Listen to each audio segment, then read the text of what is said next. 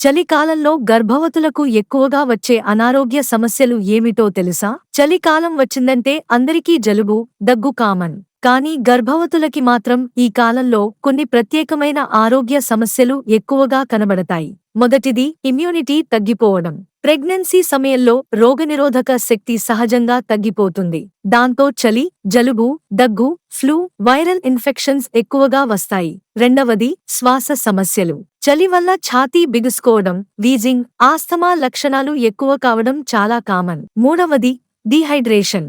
చలి అనిపించడంతో నీళ్లు తాగడం తగ్గిపోతుంది. కానీ శరీరంలో నీళ్లు తగ్గితే తలనొప్పి, మూత్రనాళ ఇన్ఫెక్షన్లు, మూత్రపిండ ఇన్ఫెక్షన్లు వచ్చే ప్రమాదం పెరుగుతుంది. నాలుగవది డ్రై స్కిన్ క్రాంప్స్. శరీరంలో తేమ తగ్గిపోవడం వల్ల చర్మం డ్రై అవ్వడం, దురద, కాళ్లలో నొప్పులు, క్రాంప్స్ కనిపిస్తాయి. ఐదవది బ్లడ్ ప్రెజర్ మార్పులు. కొంతమంది గర్భిణుల్లో చలి కారణంగా రక్తనాళాలు దగ్గరికి అయ్యి చిన్నగా మారిపోతాయి. దీనివల్ల బిపి మార్పులు, తిమ్మిరి, అలసట అనుభవిస్తారు.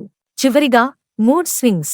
చలికాలంలో సూర్యకాంతి తగ్గిపోవడం, హార్మోన్ మార్పులు వల్ల అలసట, ఇబ్బందులు, చిరాకు ఎక్కువగా కనిపిస్తాయి. అందుకే గర్భవతులు చలికాలంలో తగినంత నీళ్లు తాగడం, వెచ్చని ఆహారం తీసుకోవడం, సూర్యకాంతిలో కొద్దిసేపు నడవడం, బాడీ వార్మ్గా ఉంచుకోవడం, జలుబు లక్షణాలు పెరిగితే డాక్టర్ను సంప్రదించడం చాలా ముఖ్యం. చలికాలంలో ఈ జాగ్రత్తలు తీసుకుంటే ఆరోగ్యం పూర్తిగా మీ చేతుల్లోనే ఉంటుంది.